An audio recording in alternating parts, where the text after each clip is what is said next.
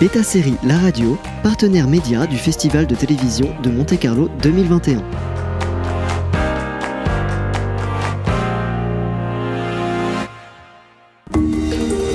Originals, découvrez en avant-première nos interviews sur les séries qui font l'actu.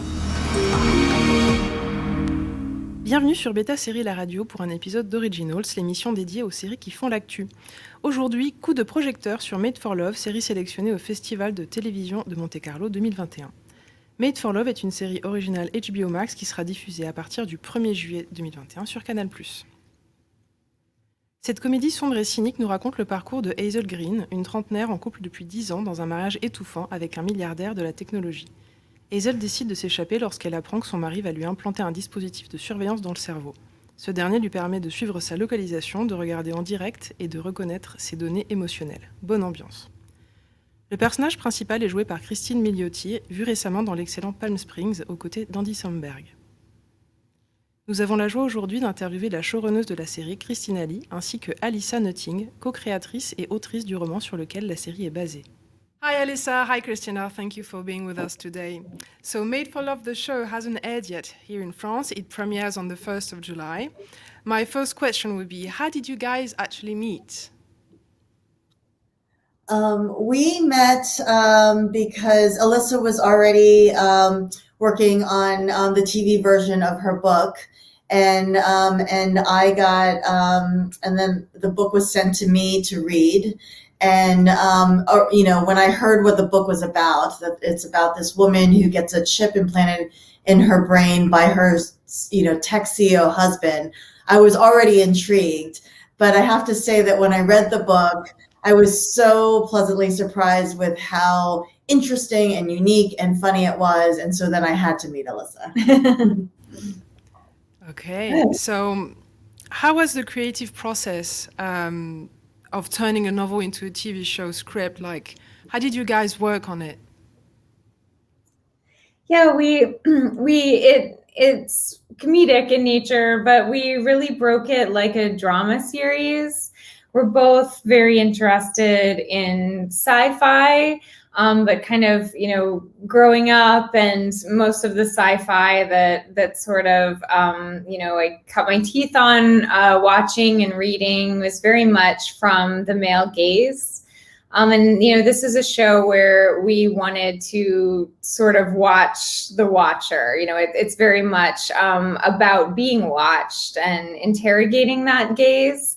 And we also, really kind of, both come from comedic background. So, we knew that due to the seriousness of the subject matter, that we wanted to do it kind of as more of a dramedy. Mm-hmm. And I love the fact that Alissa, has stressed very early on that she wanted the TV show to be a companion piece to her book as opposed to a straight adaptation. So that, gave us so much room to expand the world and, and the characters. And then, when we started working together, we often joke it was like we had chips in each other's brains because we wanted all the same things from the show. You've said that the sci-fi you've seen was very much from a male gaze point of view. Hazel, the lead character of the TV show, so just to let our audience know, she's getting back to real life after 10 years spent in a kind of perfect world compound. She runs straight to her dad's. That's what we do, isn't it? When we are in real trouble, run back to our parents. So she could be scared and paralyzed, but no, she's angry, but she goes forward. Obviously, she's a very strong female character. So thank you for that, first. Christine Milioti is a great choice. Like, did you have a say in choosing her as the lead? Is that someone you've been thinking about for a long time for that role? She was Hazel to us. I don't know what we would have done if we hadn't gotten her, but we had seen her, we knew that she could just do such a broad, spectrum of drama and comedy. And really feel that she's one of the most talented actors out there currently. The breadth of what she needed to do in terms of being really, two different people, kind of this Hazel in the hub, who is acting one way to her husband, but has to let the viewer know, that inside, silently, she's feeling very, very different, than she's acting with her husband. And then kind of when she gets out into the real world, the mask kind of comes off in stages, and there are times when due to like habit, we sort of, slip it back on, or go back to our old ways. So there was really this tightrope that she had to walk, just kind of in terms of pretending, versus showing kind of like the audience that, this is a character that doesn't actually feel the way that, you're seeing her act and speak. And Kristen, it just has the most expressive eyes, I think, in all of the world, and is able to convey, more with a glance than I could, say in like 500 books. We joke that the show should be called Made for Miliani. Well, she's very good, obviously, and she's hysterically funny. And the opening scene of the show is very strong. It's hilarious. And yet on another more like discreet level, it's immediately scary and intense. Is that what you wanted to achieve, like with the show style-wise? Would you say you've chosen the sci-fi aspect of the show to serve the comedy? Is that how you wanted it? Yeah, I think that the sci-fi part of the show is sort of serves as like the backdrop of the show. Ultimately what we were most interested in, it was her emotional journey, and then also, the characters, the character work of the others, and so it's like, it was really important for us to have an emotional through line for all of the characters. But, one thing that I think, people say it's hard to pinpoint the exact tone of the show or the genre of the show. And that was deliberate. We like so many things. We love thrillers, we love sci-fi, we love comedy, and we're like, let's put it all in there and see what happens. Yeah, and I mean, it's really, kind of emotionally so much a show about sort of, trauma and pain and, dealing with your past while you're trying to move forward in the present. And I think that that's, not kind of a singular emotion or a linear journey. So we were able to kind of use sci-fi aspects to, really amp up the danger and the suspense that the character is going through, and comedy to kind of highlight, some of really just the absurdist elements of, of pain, really kind of when I think you look at tragedy, what's more absurd, than some of the suffering that we have to go through. And, comedy, I think for both Christina, and I, and really our actors too, as kind of we often talked about on set, has been such a survival tool for all of us. So it was really, really important that we came kind of at pain through a comedic lens for the show. I remember kind of after one take, Ray Romano, who plays the character of Herbert, said, that he was thinking back, and if his dad had just given him one more hug as a child, maybe he wouldn't be on the stage today. So that was something that kind of our cast shared with us as well. Yeah. Speaking about trauma, whether it's a multimillionaire tech mogul or not, an abusive relationship can be really hard to leave. Do you hope or expect that the show can inspire or support or help any women or men trapped in a toxic relationship? Yeah, for the viewers in the US, we were very heartwarmed to hear from a lot of women who said that, even though our show was very high concept, that the general like themes and emotional journey really resonated with them in relationships that they had had, and that it helped them to watch that, and that was, that's something that was important to us. So the fact that came through was wonderful to hear.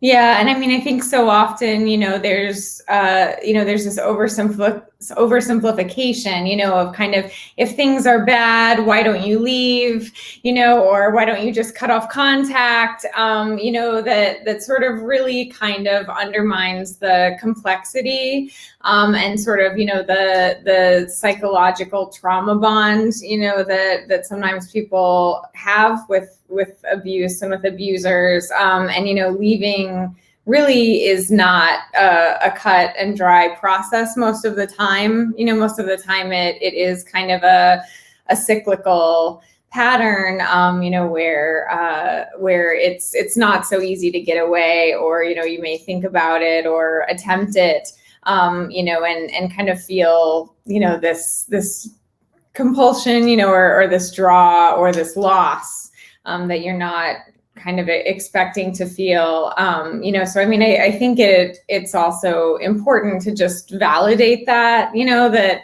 it's not as simple or as easy as it looks, even in situations of great privilege. In a way, would you say that trying to illustrate the complexity of those things, you wanted to use Hazel's situation as an allegory of women's status in society, like a sexual object, locked up, trophy wife, even I think quoted as a secret weapon for men? Was that really your intention? Yeah, we did a lot of deep diving into women who are either currently married to very powerful men or were married to very powerful men, and watching their interviews and trying to discern what's going on there, and especially for women who came out of those marriages who have spoken up.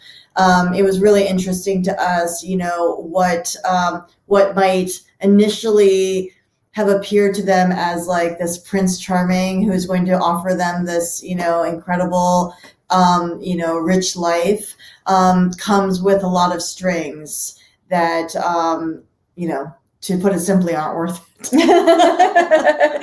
I mean, there is this element, even kind of, we wanted the audience to really understand, well, how could someone sort of leave their life behind overnight, and sort of take up this person's offer, and I mean, I think that this element of, like their life looks a little too good to be true, hopefully it was our intention that even kind of, from the pilot and the opening scenes, there's this sinister element, that you feel beneath kind of that glossy, picture perfect sheen. And it's immediately perceptible. I think it's very clear in the way you made it. I'm not going to say how, because then I would be spoiling, and I don't do that. I think we've seen a growing number of TV shows lately using sci-fi to explore, obviously, technological issues, but particularly on the subject of romantic relationships. Shows like maybe Soulmate or Upload. Why do you think that is at the moment?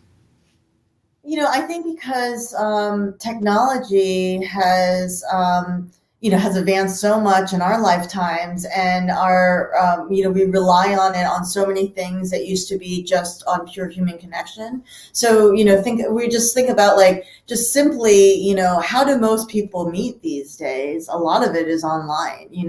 How do most people communicate these days? It's all through, online, like texting and just like different, chat groups and group and things like that. And so, I think we wanted to talk about that being replacing human connection and the dangers of that, and we're huge fans of shows like Black Mirror, and so we thought a lot about that, and a lot of that was in the book as well. Yeah, I mean, the COVID, I think really highlighted, just the ways that we increasingly count on technology to supplement, for human contact in our relationships. And certainly there are great advantages, often to the ability to meet with someone, for instance, right now we're getting to do this wonderful interview with you. We wish you were there. Yeah, we do wish you were there. Yeah, I would, love coffee and cigarette. Come to Paris. France, I know. But I think really we want, the show to be a conversation point, because we haven't really figured out, completely like what is like the ideal dynamic, what is the balance? Are there people for whom, it's kind of, more dangerous or, worrisome in terms of like, mental health and psychologically. I think we kind of saw all of that play out with COVID, that some of us are able to just kind of lockstep and do things virtually, and for others, it can really, take a pretty grave toll. And technology is kind of moving faster than we're able to analyze some of these effects and fully understand, sort of like the huge sweeping changes, that it's occurring in the way that human beings socialize with one another. So, we really want the show to be a conversation point, not just in terms of like how we're using it in our romantic relationships and, supplementing it, but with all of our relationships, really. You've spoken about Black Mirror. Is there any other TV show or film that particularly inspired you? Or not? I mean, there are. I mean, in terms of sci-fi, I'm trying to think. I mean, we did talk a lot about, Coen Brothers and the tone of that comedy, and we tried to. That was definitely an inspiration point. As far as sci-fi, I'm sorry. It's so. Or can this part be? Can I like be a little not intelligent for a second? Absolutely, you may. I was thinking through something. No, the Alex, the movie where. Oh, Ex Machina. I'm so sorry. Yeah. The we'll film. start over. Yeah. Sorry. Woo. Yeah. Ex Machina. No, but I mean that, that and the movie Lars and the Real Girl, I think we're kind of in my head in very different ways. Like on one hand, you have this very sort of like high tech, female supplement, relationship, and then on the other, you have this this doll, or kind of like this mannequin. And I was kind of thinking about those two opposing poles and sort of like the differences and the similarities, and just kind of like what is needed in terms of human, companionship for it to feel, real, or good or perfect. I think that the irony, especially in our show, is that for Herbert, this doll that is not technologically enhanced whatsoever, really feels as real to him as a human, and is kind of very much his partner, his synthetic partner, whereas sometimes we can have the most technologically sophisticated supplement, possible, and it can still feel hollow, So, I think also just exploring, how do we meet our needs? Our imperfect needs in an imperfect world, and just kind of how different that spectrum can be. Yeah. We are very eager here as a French audience to discover the whole first season, but I have to ask the question, will there be a season 2? We can say that we hope so. We have lots of ideas for season 2, so we hope to keep telling this story. Yeah. Okay, great. As we finish, can you tell us why our listeners must watch Made for Love?